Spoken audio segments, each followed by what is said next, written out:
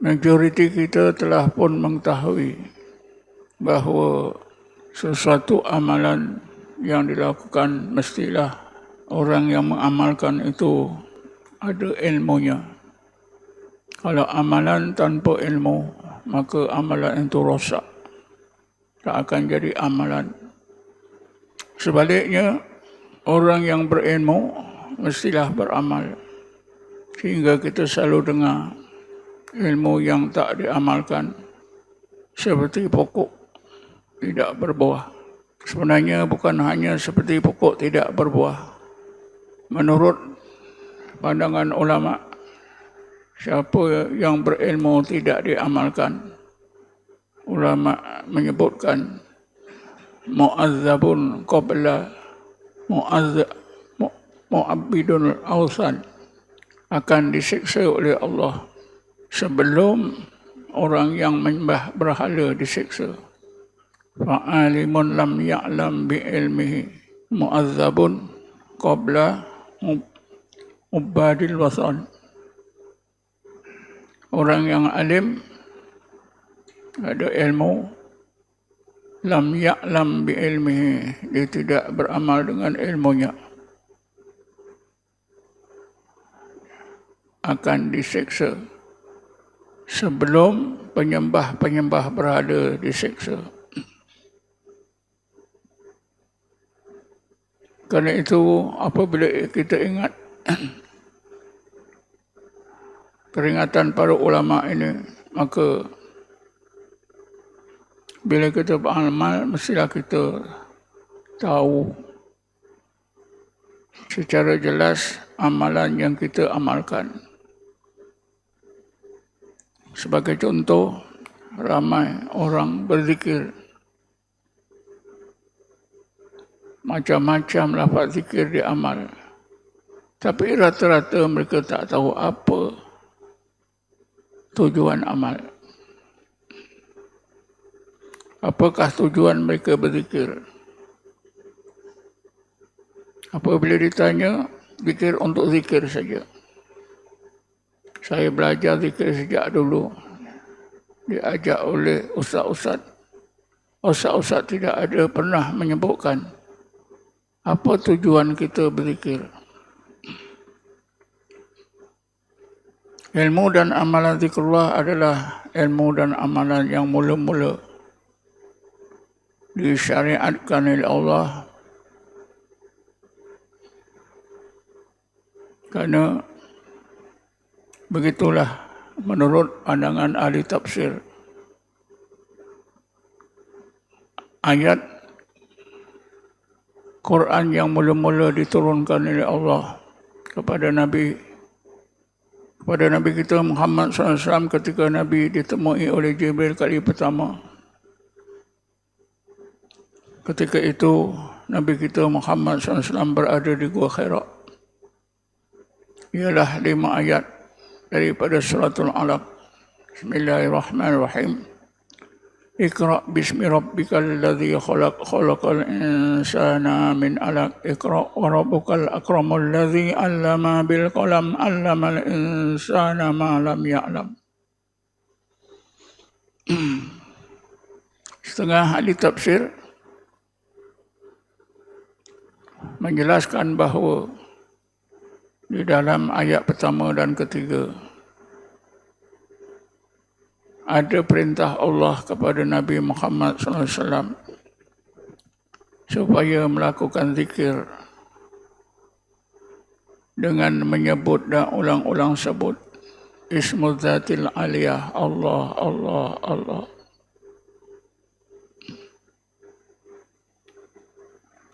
Jibril AS mengajar Rasulullah SAW bagaimana melakukan zikir Allah, Allah tersebut, sehingga Nabi Muhammad dapat melakukannya.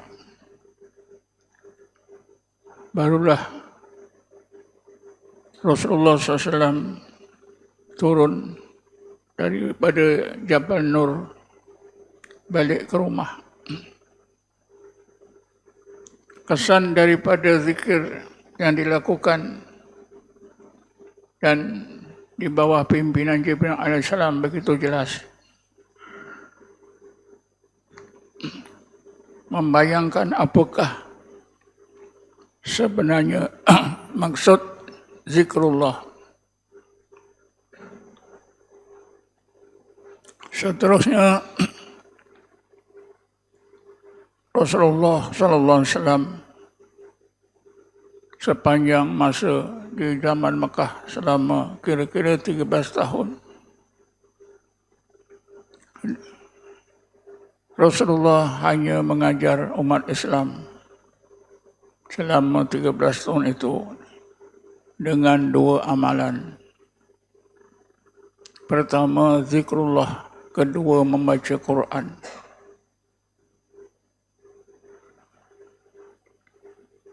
Sehinggalah turunnya perintah solat pada malam Rasulullah di Isra' Mi'rajkan. Jadi selama kira-kira hampir 13 tahun umat Islam di kota Mekah sentiasa berzikrullah dan baca Quran.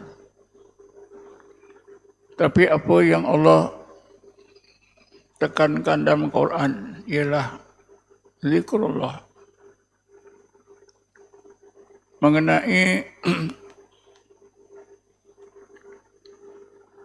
amalan zikrullah yang dilakukan oleh orang-orang Islam di zaman Mekah, Allah berfirman, Bismillahirrahmanirrahim.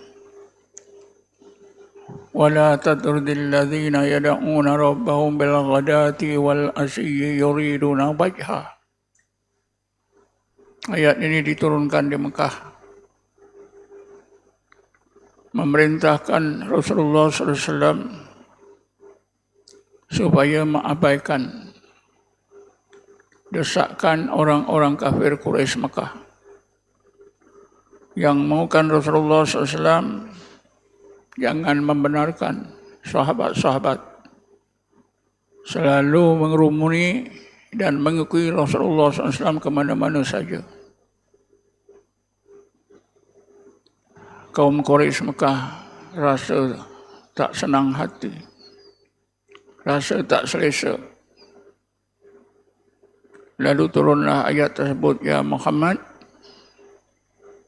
engkau jangan halau sahabat-sahabatmu untuk bersama-sama engkau terus menerus seperti biasa. Abaikan saja desakan orang-orang Quraisy Mekah. Karena para sahabatmu, orang-orang yang beriman itu, yada'una rabbahum bil ghadati wal asyi yuriduna wajhah. Mereka sentiasa menyebut Allah, Allah, Allah sepanjang masa siang dan malam. Yang mereka mahu hanyalah Allah dan keredaannya. Jadi ayat ini menjadi satu dalil yang tak boleh ditolak. Orang-orang Islam di zaman Mekah terus berzikir siang malam selama hampir 13 tahun. Sesudah berhijrah ke Madinah, walaupun solat sudah difardukan, puasa sudah difardukan pada tahun 2 Hijrah, zakat, haji sudah difardukan pada tahun 6 Hijrah. Tapi orang-orang Islam di zaman Mekah tetap melakukan zikir sebagaimana mereka lakukan di zaman Mekah. Disebut dalam ayat 28 suratul Kahfi, Bismillahirrahmanirrahim. Wasbir nafsaka ma'al ladzina yad'una rabbahum bil ghadati wal asyi yuriduna wajha. Ya Muhammad, engkau sabarkan saja hatimu untuk terus bersama-sama para sahabatmu. Karena mereka itu, sahabat-sahabatmu itu sentiasa yad'una rabbahum bil ghadati wal asyi yuriduna wajha.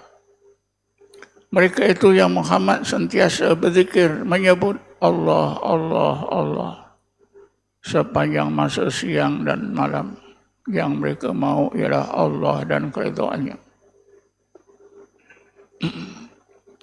Kalau ayat yang pertama tadi berkaitan dengan desakan orang-orang Quraisy kepada Rasulullah. Tapi ayat 28 surah Al-Kahfi ini desakan daripada orang-orang Yahudi di kota Madinah supaya Nabi menjauhkan diri dari sahabat. Lalu Nabi kita diperintah oleh Allah, wasbir nafsaka ya Muhammad, engkau teruslah bersabar untuk bersama dengan para sahabatmu. Kerana para sahabatmu itu yad'una rabbahum bil ghadati wal asyi yuriduna wajhah. Kerana para sahabatmu itu sentiasa berzikir menyebut Allah, Allah sepanjang masa siang dan malam, yang mereka mau Allah dan keridhaannya. Jadi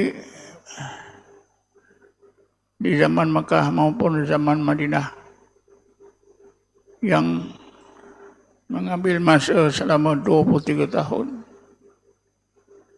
umat Islam sentiasa berzikir menyebut Allah, Allah tak putus-putus. Ini membuktikan bahawa amalan yang mula-mula disyariatkan, diperintahkan kepada Nabi Muhammad dan umatnya ialah ilmu zikrullah.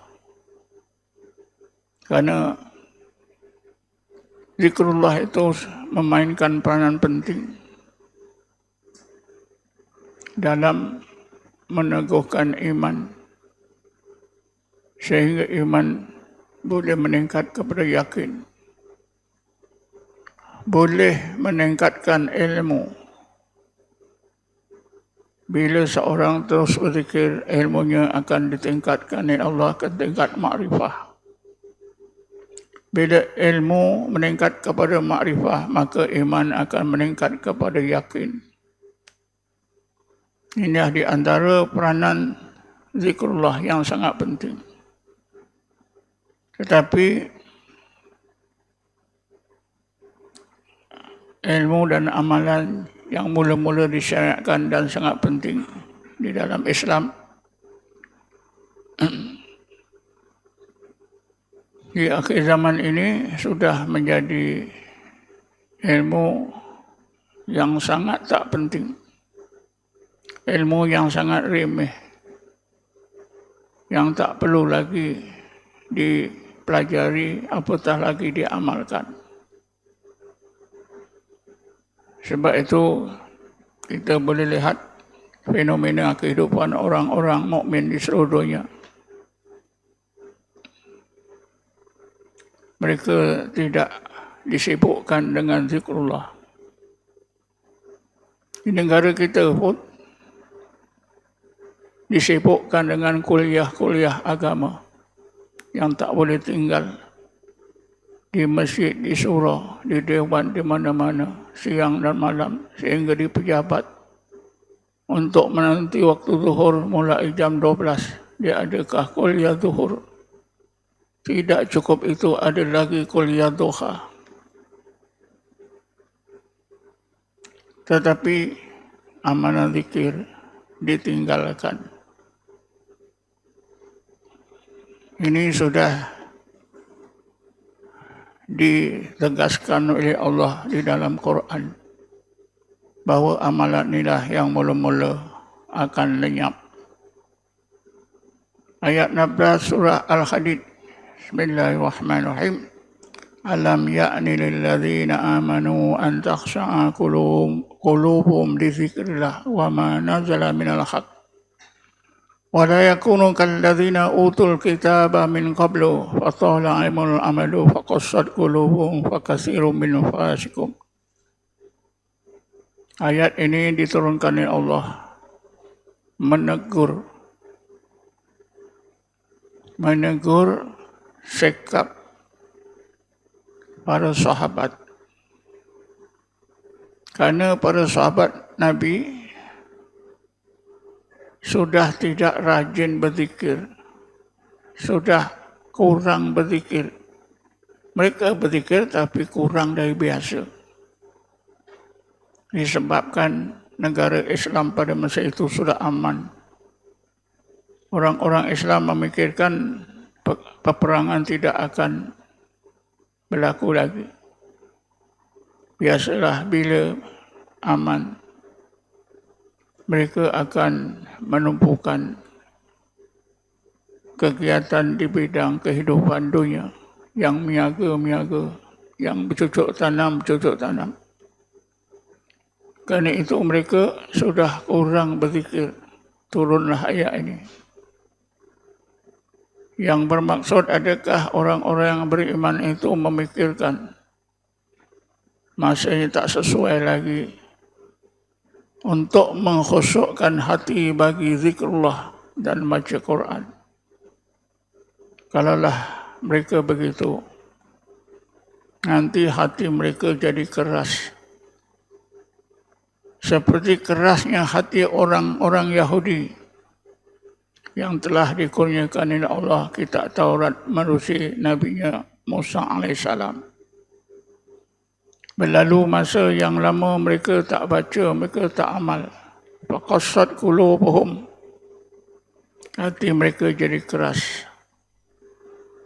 Bila hati mereka jadi keras, kebanyakan orang-orang Yahudi itu melakukan dosa-dosa besar, menjadi golongan fasik. Jadi ayat ini sudah Allah bayangkan bahawa amalan zikrullah adalah amalan yang akan lenyap, mula-mula lenyap dalam Islam. Sedangkan amalan ini sangat penting.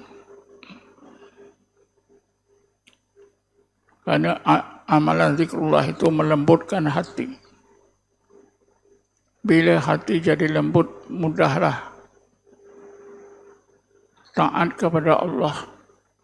Bila hati keras, sebaliknya, mudahlah derhaka kepada Allah. Seperti apa yang berlaku pada umat Yahudi. Berbagai ilmu dan amalan dalam Islam di akhir zaman ini memang dipelajari bersungguh-sungguh daripada sejak di bangku tadika, meningkatlah ke sekolah rendah, sekolah menengah, ke tingkat college, ke tingkat universiti. Tapi bila kita telitikan dalam kurikulum pelajaran agama, dari yang serendah-rendahnya sampailah tingkat setinggi-tingginya, tidak ada pelajaran, mata pelajaran zikir. Tidak ada. Saya telah mengalami, kerana saya belajar agama sejak remaja, sampailah dapat ijazah PhD. Dan saya melawat banyak universiti di Asia Tenggara. Saya juga membuat penelitian. Semua sukatan pelajaran, mata pelajaran yang diajarkan di universiti Islam di luar negara, saya dapati tidak ada mata pelajaran tentang zikrullah. Tidak ada. Ini menjadi satu fenomena yang jelas bahawa ilmu dan amalan zikrullah ini sudah dilupakan. Sedangkan kalau kita kaji dalam Quran, dan memang sudah dibuat kajian, satu-satunya amalan yang banyak disebut oleh Allah dalam Quran ialah zikrullah. Jika dibanding dengan amalan solat, amalan puasa, amalan haji, dan apa juga amalan, maka kesimpulannya Quran banyak menyentuh tentang ilmu dan amalan zikrullah. Begitu juga hadis, sama saja. Tapi itulah nasib ilmu dan amalan zikrullah ni begitu buruk. Sudah tak dapat, sudah tak jadi amalan nombor satu. Boleh kita anggap sebagai amalan curut.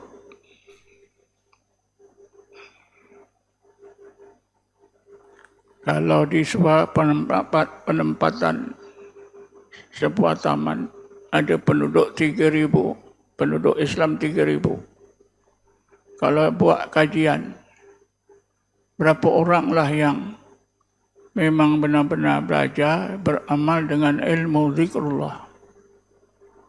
Memang di akhir zaman ini nasib zikrullah sudah begitu malang. Orang Islam dah mempunyai pikiran yang terbalik. Seorang sahabat bernama Abu Dzar telah menegaskan kepada seorang sahabat lain bernama Ubadah bin Samit. Wahai Ubadah, engkau mau atau tidak, aku nak terangkan apakah ilmu dan amalan yang mula-mula hilang di kalangan umat Islam. Kata Ubadah bin Samit, tentulah aku mau. Lalu Abu Dzar Al-Ghifari, dia menegaskan, ilmu yang mula-mula hilang dari dada orang-orang Islam ialah ilmu khusyuk. Itulah ilmu zikrullah. Ketika itu, kalaulah engkau masih hidup, engkau mampu pula periksa tiap-tiap seseorang. Engkau pergi ke sebuah masjid, orang ramai sedang solat jemaat, sedang solat bermakmum. Kalau engkau pandai,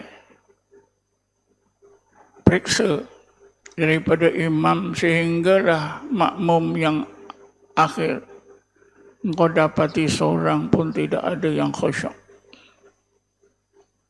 Jadi Asarus Sahabah ini juga menegaskan bahawa ilmu dan amalan yang belum mulai hilang ialah ilmu khusyuk, ilmu zikrullah. Sedangkan ilmu ini ilmu yang mula disyariatkan, dilakukan oleh para sahabat zaman Mekah, zaman Madinah. Ilmu zikrullah dan ilmu dan amalan zikrullah ini adalah salah satu ilmu dan amalan yang mampu menegakkan iman, meningkatkan iman keyakin, meningkatkan ilmu ke tingkat ma'rifah, meningkatkan amalan sampai ke satu tingkat ahsanu amala.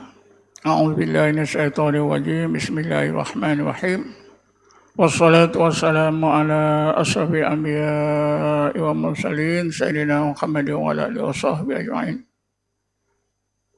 Rabbana zalamna anfusana wa illam taghfir lana tarhamna lanakunanna minal khasirin. Allahumma inna nastaghfiruka wa nastaudi'uka adyanana wa imanana wa anfusana wa ahlana wa auladana wa walana wa buyutana wa kulla syai'in a'taitana ya rabbal alamin. Allah ja'alna wa yuwaffiqana bika wa amanika wa jiwarika wa a'yadika min kulli syaitanin marid jabbarin anid wa dhi ainin wa dhi bagi wa syarri kulli syai'in ala kulli syai'in qadir. Rabbana atina fid dunya hasanah wa fil akhirati hasanah wa qina adzaban nar. Rabbana atina min ladunka rahmatan wa hayyi' min amrina rashada. Wa sallallahu ala sayyidina Muhammadin nabiyil ummi wa ala alihi wa sahbihi wasallam. Walhamdulillahi rabbil alamin.